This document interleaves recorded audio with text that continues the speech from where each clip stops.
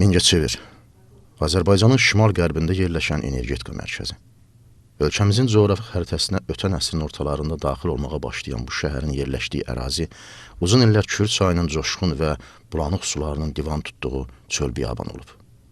Çayın qıcıltı ilə axıb gedən dəli dolu suları tez-tez sahili yüyüb aparar, tarlaları və əkin sahələrini basar, ətraflarda bataqlıq və axmazlar əmələ gətirər, çayın sahili boyunda yaşayan kəndlərin əhalisini daim qorxu və təlaş içərisində saxlayardı. 40-cı illərdə Dəli Kürü ram eləməyə, onun qarşısında bənd qurub su elektrik stansiyası tikməyə və bu tikintidə iştirak edənlər üçün yaşayış məskəni salmağa başladılar. Mingəçevir su bəndi və elektrik stansiyasının tikintisi nəinki Azərbaycanın, o vaxt ki, İttifaq dövlətinin ən nəhəng inşaat sahələrindən hesab olunurdu.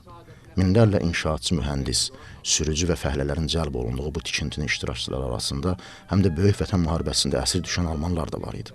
Ancaq alman əsirlərin tikintidə iştirakı, rolu barədə o dövrün tələblərinə uyğun olaraq heç yerdə söhbət getməyib və çox vaxt bu məsələnin üstündən sükutla keçiblər. Mingəçevirin salınmasında alman əsirlərinin iştirakı bir növ bu şəhərin tarixinin ağ ləkəsinə çevrilib. Mingəçevir su elektrik stansiyasının tikintisində 20 min nəfərdən artıq işçi qüvvəsindən istifadə olunub. Bunun 5 min nəfəri yerli fəhlələr, 5 min nəfəri dustaqlar, 10 min nəfər isə alman əsir olub.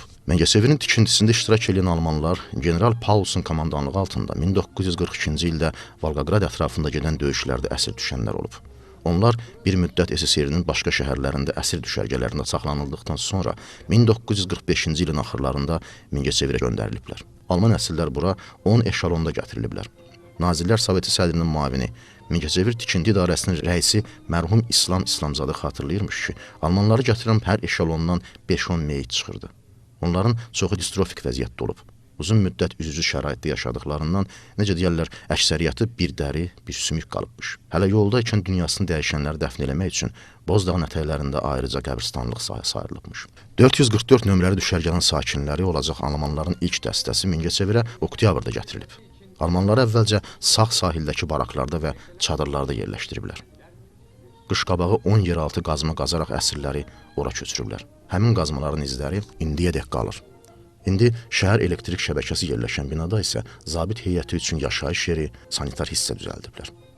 Heç kimə sir deyildi ki, hərbi əsirlər ən ucuz və keyfiyyətli işçi qüvvəsi hesab edilirdi. 1945-ci ilin axırlarında su bəndinin tikintisinə geniş hazırlıq işləri görülürdü. Lakin hərbi əsirlərdən əsasən torpaq işlərində istifadə olunurdu. İlin son aylarında alman hərbi əsirləri bel, linç və digər alətlərlə Bozdağın ətəklərində, Qazanlıda qazıntı işləri aparırdılar. Əsirlərin arasında energetikadan, maşın və mexanizmlərdən, hidroqurğulardan baş çıxaran mütəxəssislər, yaxşı bənna, dülgər və rəngsazlar da az deyildi. Əslində əsirlərin məişət və iaşə şəraitləri muzlu işçilərinkindən o qədər də fərqlənmirdi. Ancaq hərbi əsirlər xüsusi mühafizə dəstələrinin nəzarət altında işləyirdilər. Tikintidə işlərin gedişinə rəhbərlik eləyən İslamzadə hərbi əsirlərin məişətini, yatacaq yerlərini, yeməklərinin keyfiyyətini həmişə diqqət mərkəzinə saxlayırmış. Onun xüsusi göstərişi ilə əsirlərin yaşayış və iş şəraitini öyrənmək üçün xüsusi komissiya yaradılıb. 1945-ci ilin dekabrınadək komissiya vəziyyəti yerində öyrənib İslamzadəyə yazılı şəkildə hesabat verib. Hərbi əsirlərə göstərdiyi belə diqqət və qayğıya görə almanlar İslamzadəyə böyük rəğbətlə yanaşır, ürək qızdırırdılar. İslamzadə almanların arasında olan bir çox mütəxəssislərlə iş yerlərinə mühafizəsiz gedib gəlmək, sərbəst gəzib dolaşmaq, işləmək şəraiti yaradıb. Təsadüfi deyil ki, o vaxt alman əsirlərdən biri nə üçün buradan qaçıb getmirsən sualına belə cavab verib. Mənim vətənim buralardan çox uzaqdadır. Qaçsam da yolda tutulacam. Bir də bunun mənası nədir? Xazeyin çox yaxşı adamdır, o mənə etibar eləyib, ürək qızdırıb. Onun inamını sındırmağı isə mən özümə qətiyyən rəva görmürəm. Mənim qaçmağımla həmvətənlərimin vəziyyəti ağırlaşa bilər. O bizə ata kimi qayğı göstərir. Baxmayaraq ki, Hitler, mənim həmvətənlərim onun ölkəsini dağıdıb, viraniyə çeviriblər. Bəlalara, ağır məhrumiyyətlərə düçar eləyiblər və burada biz də günahkarıq. Bu adam isə bunları qətiyyən üzə vurmur. Digər işçilərlə bizə ayrı seçkilik qoymur. Ona xəyanət eləmək isə adamın özünə xəyanət eləməsi deməkdir. Beləcə, Mingəçevir qarış-qarış, kərpic-kərpic, ev-ev, küçə-küçə tikilir, qamış, kol-kos bitən toz çöllərə təzə həyat verilir, abad bir yaşayış məntəqəsinin bünövrə daşları düzülürdü. Bu daşları düzənlər arasında Alman hərbi əsirləri də var idi. Şəhərin yaşlı sakinləri onların əli ilə tikilən bu obyektləri indi də qoruyur, o illərin yadigarı hesab edirlər. Alman hərbi əsirlərin əməyindən tikintinin ən ağır və təhlükəli sahələrində istifadə olunurdu. Bənd tikiləcək ərazilərdə meşənin qırılması, qırılan ağacların yüklənib göndərilməsi əsasən əsirlərin üzərinə düşürdü. Bu isə asan iş deyildi. Kür tez-tez daşdığından meşənin elə yerləri vardı ki, bataqlığa çevrilirdi. Çayın suyunun göl quruduğu yerlər əqrəb, ağcıqanad və ilan çəyənlə dolu idi. Malyariya çox geniş yayılmışdı. Əsirlərin cəlb olunduğu sahələrdən biri də bənd tikiləcək ərazidə torpaq işləri idi. Alman əsirlərin başqa bir qrupu dəmir yol xəttinin çəkilişində və dram teatrının tikintisində çalışırdı. Onların içərisində olan bənna, suvaqçı və dülgərlər çox səliqəli və keyfiyyətli iş görürdülər. Müxtəlif xəstəliklər nəticəsində təxminən 2000 nəfər Alman dünyasını dəyişib. Mingəçevirdə hərbi əsirlərin qəbristanlığı indiyədək qalmaqdadır və o, dövlət qanunları ilə qorunur. Qəbirlərin üzərində baş daş əvəzinə kiçik dəmir lövhə bastırılıb. Burada dəfn olunanların qohumları hər il Almaniyadan, Avstriyadan və digər ölkələrdən gəlib bu məzarlığını ziyarət edirlər. 1951-ci ilin əvvəllərində Almanlar pal-paltar və ayaqqabı ilə təmin olunur. Onlara müxtəlif hədiyyələr verərək orkestr musiqisinin sədaları altında böyük hörmət və ehtiramla Mingəçevirdən qatarla öz vətənlərinə yola salınırlar.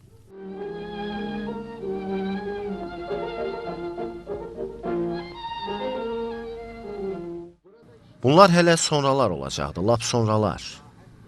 Hələ ki, uçsuz bucaqsız səhrada yeni bir şəhər salınır. Bəndlər, dəmir yolları çəkilirdi. Hələ ki, minlərlə Alman əsiri Azərbaycanda SSR-nin böyük tikintisini həyata keçirirdilər.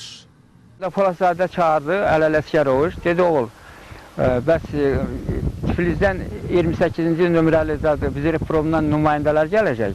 Sən də necə bir vizirinin kimi onlarla 3000 iş orada təşkil olunacaq. O işdə bir ismində də sən olasan. Biz də gəldik ki, yerlə izad elədik. Hərəmizə 30-35 nəfər belə nemis verdilər ki, işləməkdən ötəri. Onun içində də bir Hans vardı, gedəcisidir. O mana düşdü, mana köməkçi kimi. Demək, 6 aydan sonra biz oranı 260 ton vizirşafka qoyandan sonra oranı partlatdıq.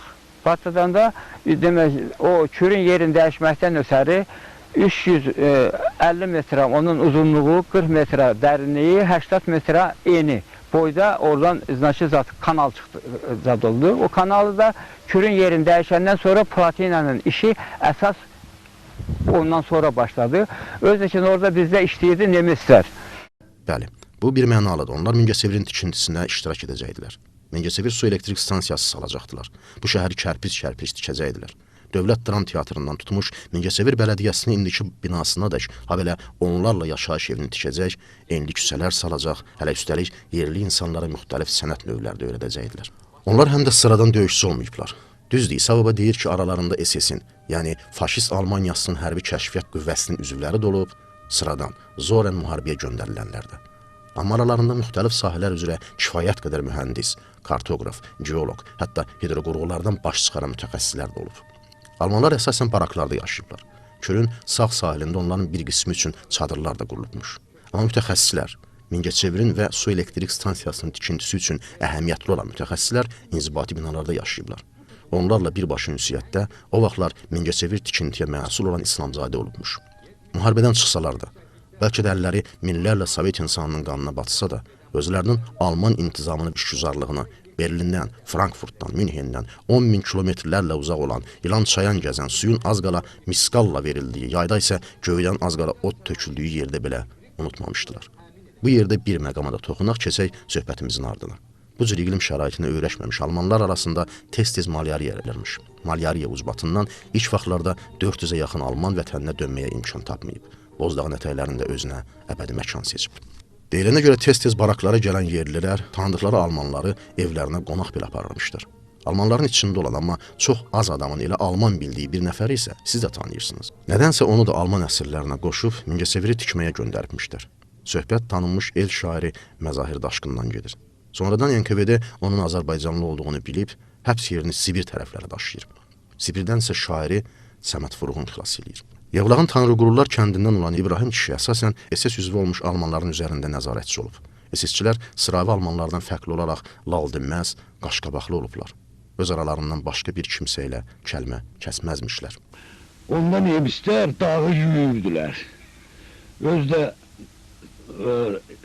Mingəçevir şəhərinə gələn nemislər Rusça bilmirlər. Elə orada ardını kıpırlayıp vagona basıp buraya getiriblər. Ama hamısı burada elə öyrənmişdi bizim dili. Bizlə, senle ben ne teri danışırıq, öylece danışırdılar. Onların içinde büyük komandirler de var. Hamısı var nemislerin içinde. Onlar da dağı yürürdülər, işləyirdiler, deyirdiler. Onlar bizlə çörək yemirdi. Zihimiz, pagonumuz Rus pagonu olduğuna göre bizle çörək yemirdi, çəkilib orada dururdu. Sonra seni kimi bir savadlı oğlandan soruştum ki, ne bu nemis bize yakın gelmir. Dedi, nemisin kartasına siz bu boyda düşmüyorsunuz hiç. Ama ona inandır ki Mehmet peygambere kulluk eyleyenik, Mehmedik. Ondan sonra bizi Muhammed diye çağırırdı. Dostlaştık eyledik. Nemisin medeniyetinden ne Amerikan'ınki ne Rus'unki tutan şey değil. Nemisler mesela Edyalın bir başına lent dikir böyle. Ki yatanda ayağında muhtelif iyilər olur. O zat tərəfini, lentli tərəfini başına salıyla. Onların en yaxşı xörəyi tısbağa yiyirdilər. O da çöl tısbağası. O suda gedən tısbağa yox. Çöldə olan tısbağalar var. Onu vedrada salırdılar, pişirirdilər. İçindən 2 kilo, 3 kilo belə ət çıxardı, onu yiyirdi. Hə, bayaq dedik, Almanlar arasında xeyli mütəxəssis də var imiş. Onlardan biri də Willi Deş imiş. Willi Deş ilk əsirlik günündən azad olunub Almaniyaya yola salınana qədər özü üçün gündəlik yazıb. Amma bu sadə bir gündəlik deyil. Həmin gündəlikdə o müxtəlif peyzajlar çəkib. Adı bizlərə məlum olmayan Azərbaycanlıların portretlərini kağız üzərinə köçürüb. Deşin gündəliyində Mingəçevirin hələ tikilməmişdən öncəki fotosu, Kürün üzərindəki körpünün və digər obyektlərin dəqiq çertözləri təsvir edilib. Yeri gəlmişkən, Deşin gündəliyi belə adlanır. 1945-1950-ci illərdə Rus hərbi əsirliyində gündəlik, qeydlərim və təəssüratlarım. Və bu gündəlikdə yerli əhali haqda ancaq xoş sözlər yazılıb. 1947-ci il sentyabrın 4-də Kür çayının sahilində körpü tikintisinə başlayırıq. Dəmir yolu xətti isə hazırdır. Hələ burada çoxlu iş var. Heç bir ümid işığı yoxdur. Hamı qara görünür. Eyni simalar, xəstə insanlar. Hamımız ruhən sarsılmışıq və böyük istəklə vətənə getmək istəyirik. Düşərgədə bizə çox az informasiya və qəzet verilir. Üzücü vəziyyətdəyik, hamı qəmli, kədərli.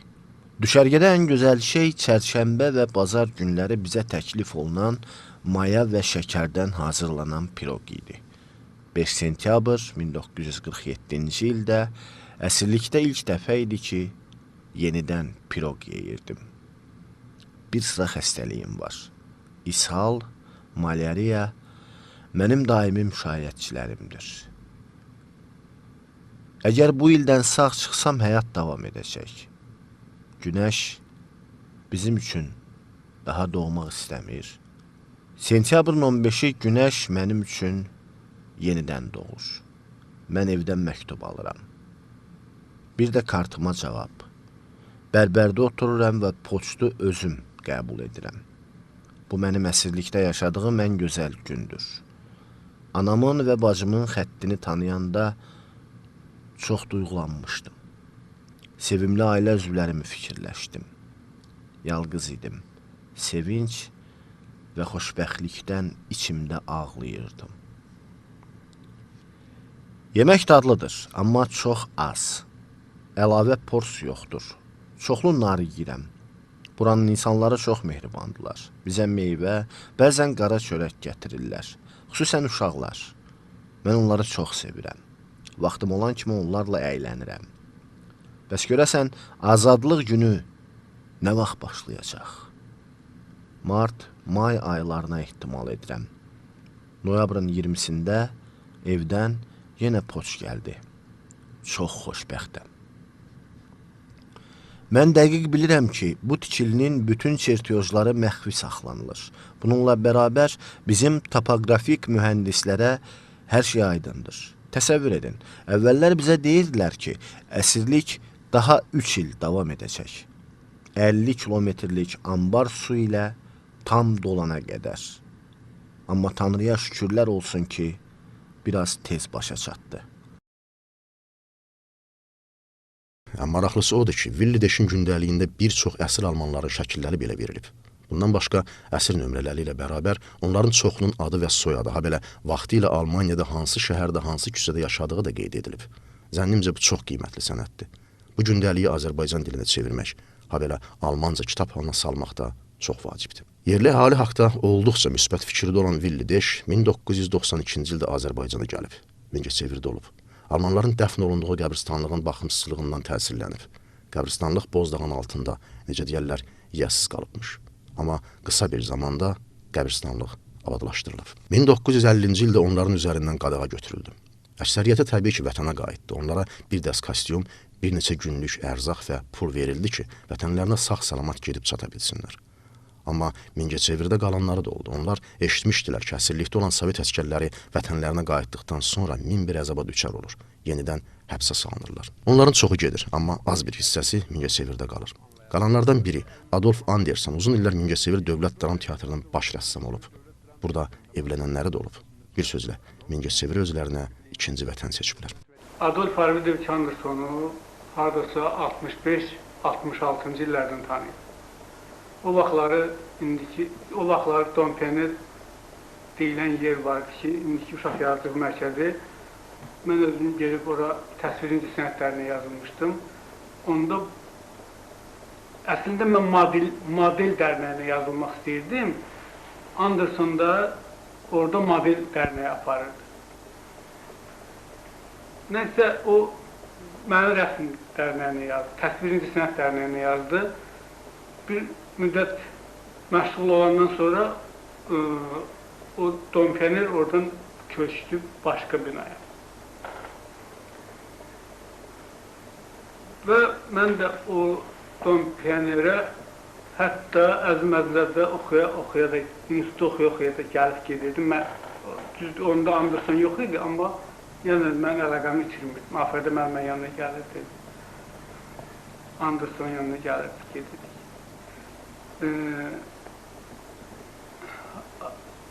Hardasa 1968-ci ildə mən 8-ci sinifdən çıxıb artıq işə düzəlmişdim, işləyirdim. Bir dəfə mənə rast gəldi və dedi ki, özü mənə Abdülçik deyirdi. Abdülçik, nətərsən, işiniz adını nətər gedir? Bəs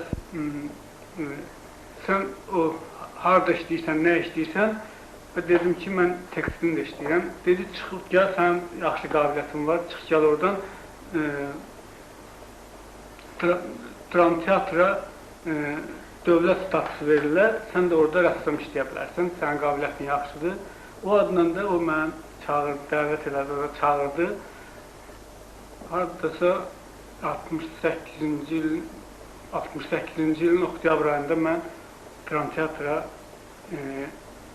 işə qəbul olundu onun yanında. Ona qədər də o mənə o sənəti öyrədib. İndi sifətində də ona baxanda belə bir nuranilik var, onun belə nağıl adam kimi mənə yadımda qalıb. Onun hərəkətlərində zadında da çox maraqlı hərəkətləri var idi. Belə heç nədən qorxmurdu. Belə yanan bir şey, bir də gördün, əli o qədər qabarlıydı ki, bir də gördün əli ilə belə ki, Adolf Arvidovich, belə əlin yandırsan. Pustiki, belə hündür, samballı adamdır, deyir, belə. Deməli, mən 70-ci gəlmişəm, burada Adolf Arvidovich'lə burada tanış olmuşam. Bu, indi gördüyümüz bu bizim teatrın olan pərdələrindən olan sklatımızda bizim rəssam sexi olubdur. Burada biz 4 nəfər işləmişik. Elə bir baş rəssam Adolf Arvidovich olub, qulluqçu rəssam Ayaz İbrahim olub, bir nəfər qadın edib, tafor işinə baxırdı, əlbəsə işinə. Bir də mən dekorçu rəssam kimi işləmişəm. 5 il mən bu otaqda Adolf Arvidovich ilə çalışmışam. Onun elədiyi eskizlər əsasında dekorların hazırlanmasında ona kömək eləmişəm. Deməli, burada bizim seximiz belə idi ki, burada böyük bir stolumuz var idi. Bu stolun bu arxasında burada Adolf Arvidovich'in yeri idi, burada otururduq eləməklə. Burada bir şkafımız vardı, bəzi şeyləri burada saxlayırdıq. Burada bir peçimiz var idi, burada çox vaxtı kraxmal pişirərdik, bəzi əlbəsə işlərini düzəltmək üçün. bəzi şeylər, şuarları biz burada polda yazardıq. Teatrda işindən əlavə bayramlarda şuarlar yazılırdı, bəzi şeylər o işlərdə biz görürdük. O belə oturardı cömətlə, saatlarla oturardı, yazardı, sigaretini də belə çəkərdi, anekdot da belə danışardı, amma biz o vaxtı elə otura bilmirdik. O otururdu, o oturanda boydan uzun oldu, fırçaları bu hündürlüyə qalxırdı belə. O uzun boylu, cüssəli idi. Deməli, belə bir şəraitdə yaşlı adam idi, amma bizi burada elə olurdu ki, buranın havası ağır olduğu üçün az qalırdı, yuxu basırdı. Ancaq o çalışırdı, buna hiç təsir eləmirdi. Yəni, o yaşlı adam olduğuna görə bu şəraitdə çalışırdı, işləyirdi. Bundan əlavə biz buradan çıxırında, burada koridorda, orada böyük otaq var, gene orada da böyük işlər, dekorlar gedir.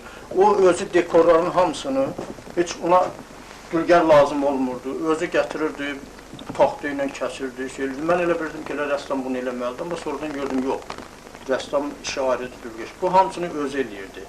O, bizdə demək olar ki, hardasa 20-yə yaxın tamaşa hazırlamışdı. O hazırladığı tamaşalar dövründə mən dekorçu rəssam işləyirdim. Elə bil, onun eskizi əsasında o işləri göstərirdi. Məsəl üçün, parçasını çəkirdik, o eskiz əsasında rəhlirdik, səhnəyə çıxardırdıq. Məsəl üçün, biz onda hər gün tamaşanın adını yazırdıq, kölə şitlər qoyurduq. O işləri ki, gündə biz o işlə məşğul olurduq. Ondan sonra onu deyə bilərəm ki, Anderson bizdən teatrdan savayı o uşaq yaradıcılıq evində də uşaqları örgədirdi. Onun bir qızı var idi, ərə getmişdi o vaxtı. O da Bakıda idi, Bakıda yaşayırdılar. Yəni onun yoldaşı da məncə məktəbdə müəllimə işləyirdi, həyat yoldaşı. Elə bil, onu rəhmətə gedəndən sonra onlar evi də dəyişdilər, daş binəyə köçdülər, sonra da oradan Bakıya köçüb getdi qızı ilə. Adolf Anderson, Allah rəhmət eləsin, deyil. Bizdə belə deyirlər. O xaçpərəst olsa belə. Uzun, arıq kişiydi, gülərüz, xoş xəsiyyət, xoş rəftar. Öz işini çox sevirdi. Səhərdən axşamacan yalnız öz işinlə məşğul idi. Onun yaratdıqları bir çox əsərlərdir. Onlara əsər demək olar, çünki rəssamların yaratdığı əsər kimi qalır, tamaşalar dövründə onlara baxış keçirilir, tamaşaçılar tərəfindən istər-istəməz onlara əsər adlandırmaq olar. Bu yaxına qədər qalırdı, hələ bir Zadnikdə, mən səhv eləmirəmsə, indi necən durur, İtalyan əsərdi, Venesiya şəhərini təsvir eləmişdi. O Zadnikdən biz çox istifadə eləmişik, yeri gəldikcə.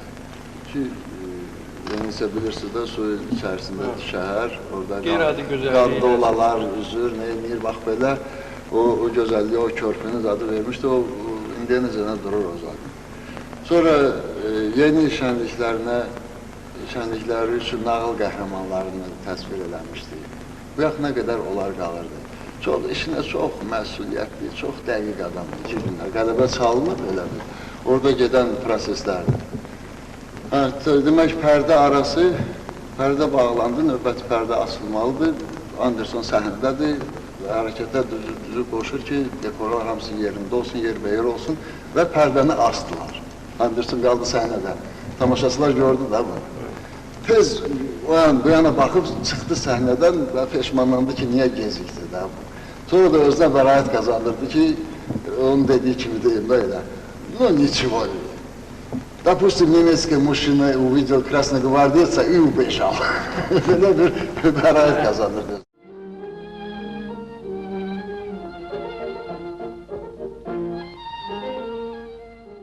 İsa baba deyir ki, almanların buradan qaçmaq istəyi, hətta bunu ağlına gətirməsi belə mümkün deyildi. Əvvəl onlar işə gedib gələndə 2 dəfə sayılır, hətta ən etibarlı alman özü üçün təlqin etmişdi ki, qaçmaq fikrinə düşsə, əsir yoldaşının başına oyun açarlar, lap gülləliyərlər də.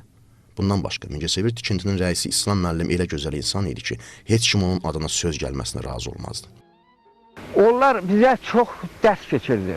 Biz o vaxt heç bir şey başa düşmürdük, bilmirdik də. Amma o vaxt injinerlər bizdə az idi. Amma onlar görürdün ki, bir səhv iş görəndə, lübo işdə ha, ne tolka o oranı biz rivat eləyəndə. Onlar bizə yol göstərirdi. Özləşin o yol göstərdikləri yolla da biz gedəndə görürdük ki, biz doğrudan da onlar deyən bizə düzdür. İndi elə iş vardı ki, heç biz onun adını bilmirdik. Almanlar çox işləyirdi. Onlarda sənətkarlar da çoxudur.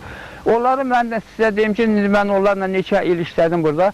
O iş vaxtında köməkdən başqa bir dənə mərdimazarçılıq onlarda mən görmədim. 8 saat işlədilərmi? İzvanok olurdu. İzvanok olan kimi o yarımçıq lapatkanı tulluylardı yerə. Onlarda bir belə zad olurdu. Dəqiq işləyirlərdi. Onlara demək verirlərdi, cəmisi 500 qram çörək, 550 qram çörək verirlərdi. Bir də 3 dəfə yemək verirlərdi. O da səhər, günorta, axşam lagerdə verirlərdi. Burada da gətirib verirlərdi. Günorta yeməklərini bura gətirirlərdi həmişə. Onlara ispravka verirdik, nə qədərinə işləyirlər. 100%-dən yuxarı işləsələr, faiz işləsələr, demək 750 qram çörək verirlərdi. Əgər 100-dən aşağı olsa 550 qram, 200 qram çörək kəsirlərdi. Lagerdə, orada kəsirlərdi, elə qanun vardı. Ona görə də mən onlara həmişə verirdim 101-102%. Onlar 700 qram çörək alırlardı. Onu qeyd yerdə də o öz çıxışında vicdan haqqında idi.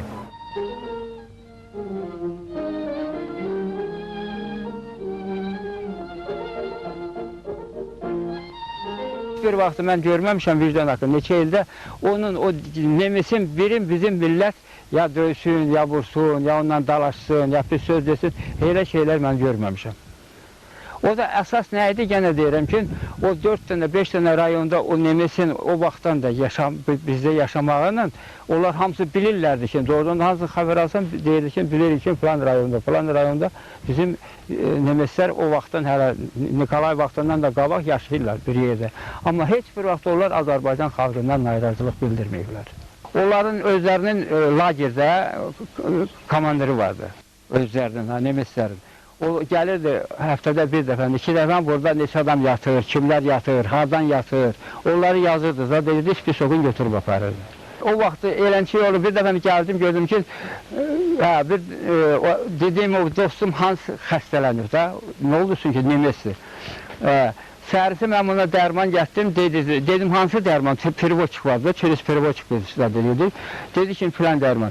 Səhər gətirəndə o nə deyim ki, o məni nə təri öpdü, nə təri qucaqladı, bir Allah bilir. Onunla da o yaxşı oldu. Əsas onlara biz gətirirdik malariya dərmanı. Ari dərmandan bir il onların zadları yox idi. Elə vaxt onlara biz nə gətirirdiksə də, kim nə gətirirdi, sonra hamısı gizlin gətirirdi. Gizlin verilirdi onlara. Onu bilsələr ki, məsələn, bir qanavoy ya bir nəfər ofisiyer bilsə ki, mən ona dərman gətirirəm, falan şey gətirirəm, orada mən nakazaniyamı almalıydım. Amma elə şeylər vardı. Hamıda nə gəlirdisə, düzdür, elə müsəlman vardı ki, o ofisiyerlərdən, zadlardan, onlar bilsə də dinmirlərdi. Amma urusuz axıda əksəriyyəti. Cibində onlara dərman gətirdim, o adam birinci elə işdən çıxırdı, ikinci dəkin yaxın qoymurlardı ora.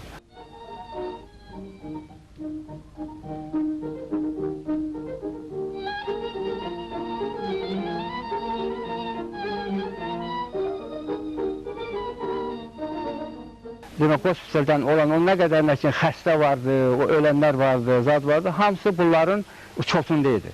Bunlar bilirdi. Yeməkləri də burada idi, içməkləri də burada idi onların. Əsas əziyyətləri dərmandan idi, bir də yeməkdən. İndi bunlara mən sizə deyim ki, verirlərdi 550 qram çörək. 550 qram çörək o vaxtı nə idi ki? Bunları o vaxtı mənim yadımdadır, daha ki, maşın verirdi Sədi müəllim bunlara.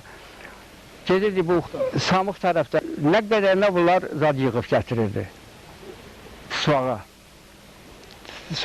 O əti verirdim bunları, onu yemirlərdi. Amma onu özləri gedib yığırlardı, maşınla gətirirdi, onu sumu onlar istifadə edirlərdi.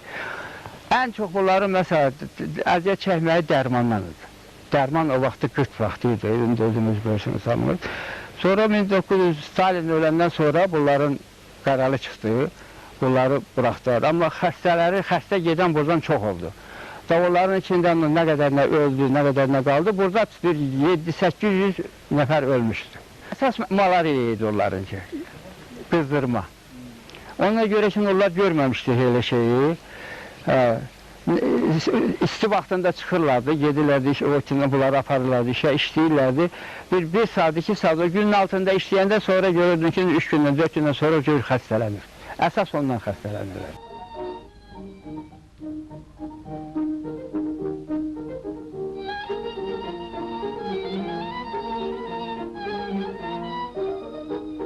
Burada mən işləyəndə gördüm ki, bir nəfər gəldi, pilin gəldi. Mən bilmirəm ki, o türkçü yoxsa nemesdir. Bundan söhbət varanda bu məndən Türkiyən danışdı. Danışanda dedim, hardansan? Dedim, mən Türkiyədənəm. Neysən işlədi, böyle 3-4 ay işlədi, yaxşı da işləyirdi. O da özü orqan işçisi olmuşdu, özü tülen düşmüşdü. Sonra bir gün bana dedi ki, sana bir sirri açmaq istəyirəm. Dedim, nədir? İsa baba danışır ki, türklər ilk gündə nəzarətçilərə də, yerli əhaliyə də çox isinişiblər. İlk günlərdə qaçmaq haqda fikirləşmirdilər. Elə bilirdilər ki, yanlışlıq olub, birazdan onları Türkiyəyə göndərəcəklər. Amma yanılmışdılar. Onlarla almanlar arasında rəsmi heç bir fərq qoyulmurdu. Uzağı onlarla tərcüməsiz danışırdıq və salam. Bir gün Əhmədxan adında türk mənə bir xəritə gətirdi. Xəritə almanca tərtib olunmuşdu. Özü də adi vərəqdə. Görünür mütəxəssis almanlardan hansısa çəkibmiş.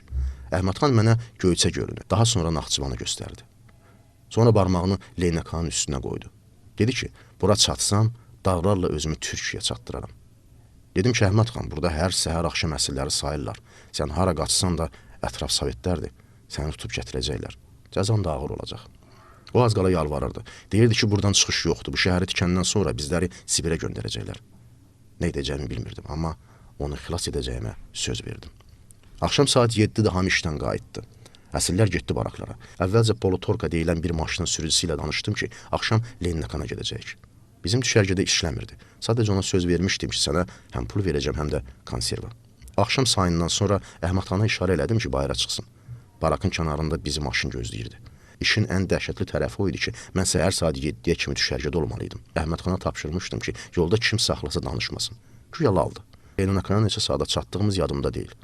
O bizimlə qucaqlaşıb heç bir söz demədən üzü Ağrı dağı tərəfə getdi. Bundan sonra ondan xəbər tutmadım. Amma İsa babanın ikinci cəhdi uğursuz olub. Əslən Rizə tərəfdən olan Nazim adlı türk onu Gürcüstana keçirməyə xahiş eləyib. Oradan isə özü bir yol tapıb Batuma, oradan da Türkiyəyə keçəcəyini deyib. Əslində sözün açığı qorxurdum. Əhmədxanın yoxa çıxması düşərgədə fövqəladə vəziyyət yaratmışdı. Mən Nazimə onu ancaq Qazağa qədər ötürə biləcəyimi dedim. Razılaşdı. Amma onu kimsə satmışdı. Qazaxdaca milis onu tutub NKVD-yə təhvil verdi. O isə məni satmadı. NKVD onu yenidən düşərgəyə gətirdi. 2 gündən sonra məlum oldu ki, Sibirə etap eləyəcəklər. Düşərgədən ayrılanda elə ağlayırdı, elə hönkürürdü ki, mən bir yana almanlar da göz yaşlarını saxlaya bilmirdilər. 1950-ci ildə almanları öz vətənlərinə yola salandan sonra İsa babanız şəhərin qabaqçıl fəhləsi kimi Almaniya Demokratik Respublikasına göndərirlər. Bir sözlə, dincəlməyə. Həm də toxuculuq fabriklərində olub onların təcrübələrini öyrənməliymiş. Hadisə isə vaqe olur Leipzig şəhərində. 62-ci ildir, Dunay turizmi ilə turist kimi getdim zaten Germaniya. Getdik Qedirə çıxdıq. Qedirə çıxanda gördüm bir dənə nemes var, cəmaatda bir 50-60 adam var. Bir bizdən deyil də Rusiyadan gedən insanların əsəriyyətidir. Bu mana elə baxır ki, belə. Mən dedim, bu mana niyə baxsın? Hələ Məmməd Vəli də vardı, rəhmətli. Onu dedim, bu mana niyə belə baxsın? Adi görüşlərdən biri idi. Rəyasət heyətində SSR-dən gələnlər və bir-iki Alman, eləcə də tərcüməçi oturmuşdu. Ətrafımızda da DTK-nın uşaqları. Hər addımımızı izləyirdilər. İclaslarda, görüşlərdə yanımızdan əl çəkmirdilər. Görüşlərin birində zalın ortasından bir nəfər qəfil durub bizə tərəf gəlməyə başladı. O dəqiqə onun qarşısını aldılar. O isə əlini mənə tərəf uzadıb Alman mühafizəçilərə nəsə deyirdi. Zalın qapısı bizim əyləşdiyimiz yerin yanındaydı. Oradan keçəndə bir anlıq dayanıb barmağı ilə məni göstərib Mingaçeur dedi. Zaldakılar çaşbaş qalmışdılar. Mən bizim şahid eləyənlərin böyüyündən xahiş elədim ki, bircə dəqiqəlik də olsa məni onunla görüşdürsün. Çünki o mənim şəhərimin adını çəkib. Əvvəl tanımadım. Məni qucaqlayıb Dietrich deyə ağlayanda tanıdım. Əsrlərdən idi. Məni evinə dəvət eləsə də təbii ki, bizimkilər icazə vermədilər. Onu bir də bizi yola salanda gördüm. Bir dəstə gül gətirmişdi. Dedi ki, Azərbaycandakı Alman qəbristanlığındakı. Mən elə də elədim. Alfred Pilarzın oğlu Karen Pilarzın dediyinə görə atası Willi Deşlə bərabər 92-ci ildə Mingəçevirdə olub. Atam səfərdən qayıdandan sonra çox sevinirdi. O həmişə siz Azərbaycanlılar haqqında xoş sözlər danışırdı. Sizin xalqın necə mərhəmətli olduğunu deyirdi. Atam həmişə deyirdi ki, Azərbaycanlılar heç vaxt bizə düşmən kimi baxmırdılar. Daim nəsə yardım eləməyə çalışırdılar. Düzdür, müharibədən danışmağı sevmirdi, müharibəni lənətləyirdi. Amma həmişə hər yerdə deyirdi ki, nə yaxşı ki bizi sürgünə məhz Azərbaycana göndərdilər. Onlar, yəni Azərbaycanlılar çox humanistdilər. 1950-ci ilin yayında Sovet Teleqraf Agentliyi Alman əsirlərinin öz vətənlərinə qayıtması ilə bağlı məlumat yaydı. Onlardan biri də Rudi Şurer idi. Bizi mədəniyyət evinə yığdılar. Adını bilmədiyimiz polkovnik çıxış eləyib bildirdi ki, sizi təbrik eləyirəm, Milad bayramına kimi evlərinizdə olacaqsınız. Biz inanmadıq. Doğrudanmı hər şey bitdi? Amma maraqlısı o idi ki, səhər kazarmada yuxudan uyanıb sıraya düzüləndə daha gözətçilər gözə dəymirdi.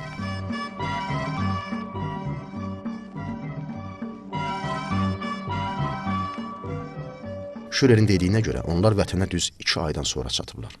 Düz 2 aydan sonra Alman əsirlər Almaniya Demokratik Respublikasında olurlar. Onların ilk işi isə əyinlərində olan paltarları, ayaqqabıları, əşyaları zibil yeşiklərinə, sobalara atmaq olub. Çünki hər şey arxada qalmışdı. Hər şey artıq bitmişdi.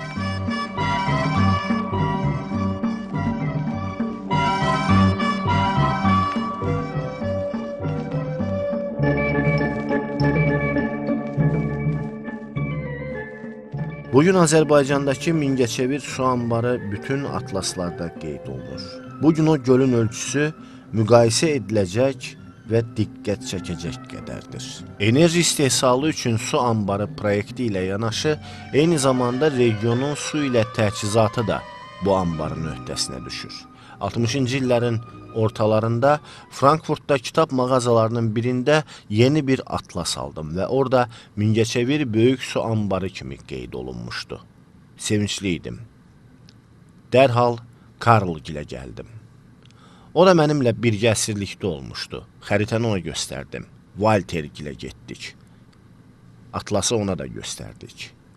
Amma hardan biləydim ki, 1991-ci ildə SSR dağılandan sonra həqiqətən də bir müddətlik Azərbaycana səyahət etmək imkanım olacaqdı və mən Mingəçeviri görəcəkdim. Əsir dostlarımın dəfn olunduğu qəbristanlığa baş çəkəcəkdim. Bu gözəl xalqı bir daha sevəcəkdim.